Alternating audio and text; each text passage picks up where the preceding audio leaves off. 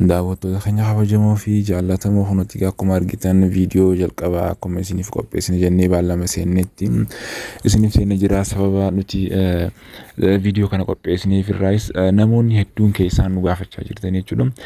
Akkamitti paaswoordii INP Infinity Power jechuudha daganne kana argachuu dandeenya? Paaswoordii isaatanii gama keessaatiin hedduun keessan na gaafachaa jirtanii hunutti gaarra qophiin keenya kan viidiyoo kanaaf qopheeffannee isuma kanarratti kan xiyyeeffatu ta'an namoonni paaswoordii keessan irraanfattan jechuudha.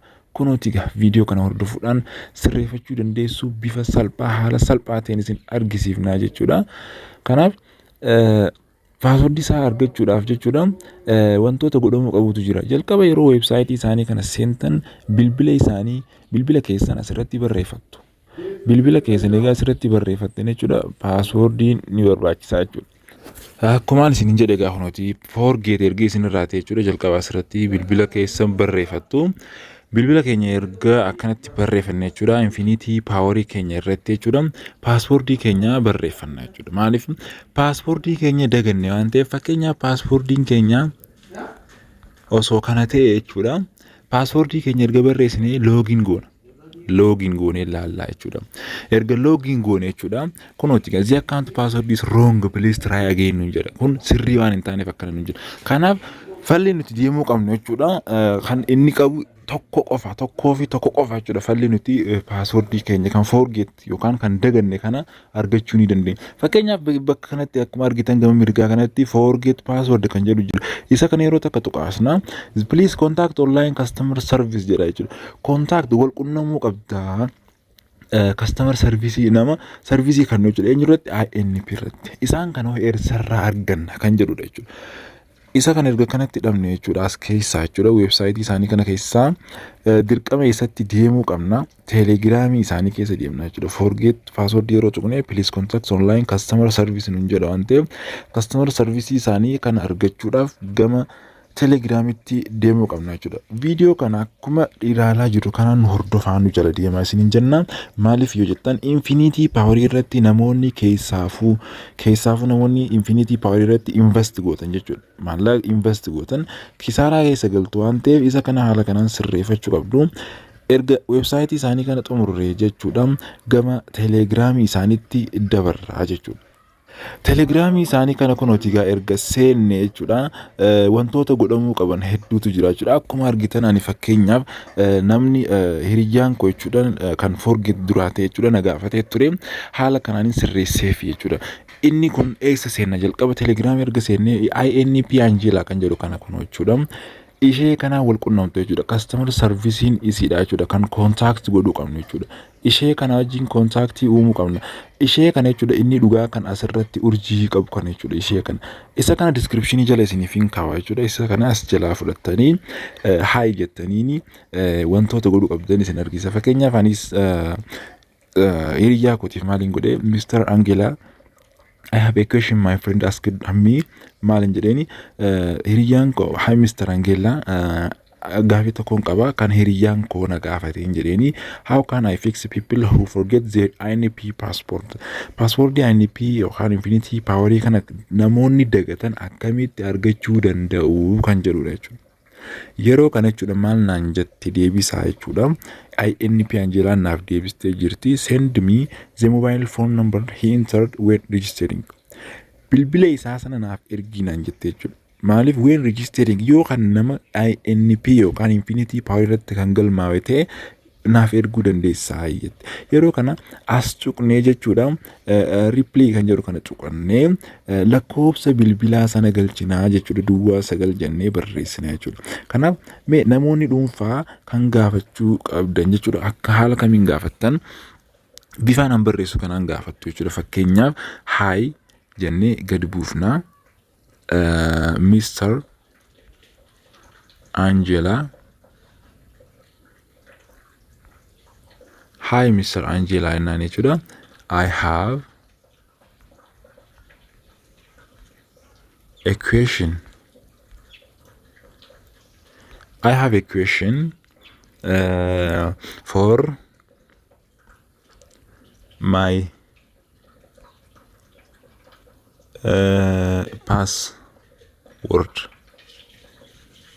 my password of INP jennee gadi buuna. Please jennee qoddu goone jechuudha. How I can fix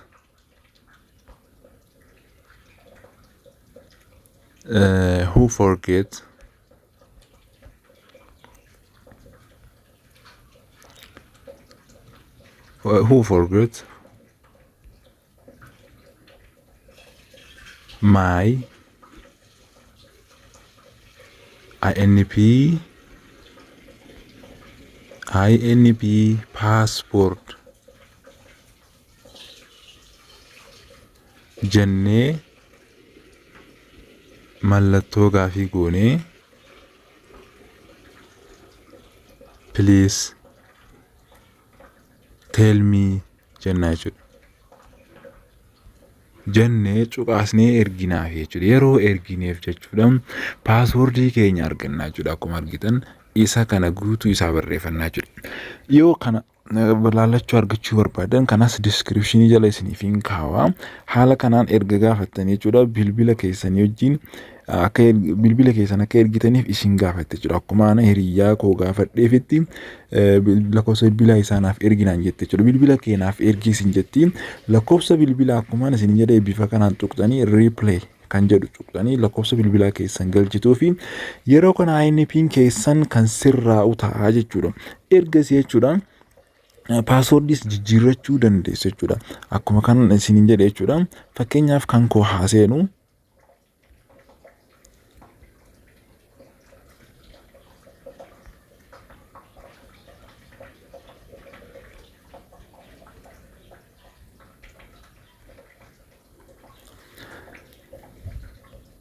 fakkeenyaaf kiyya seeneen isin argisa kun akkuma argitan kiyya kun naaf seenee jira jechuudha. Gabaabumatti mii kan jedhu kana yeroo cuqaasne jechuudha.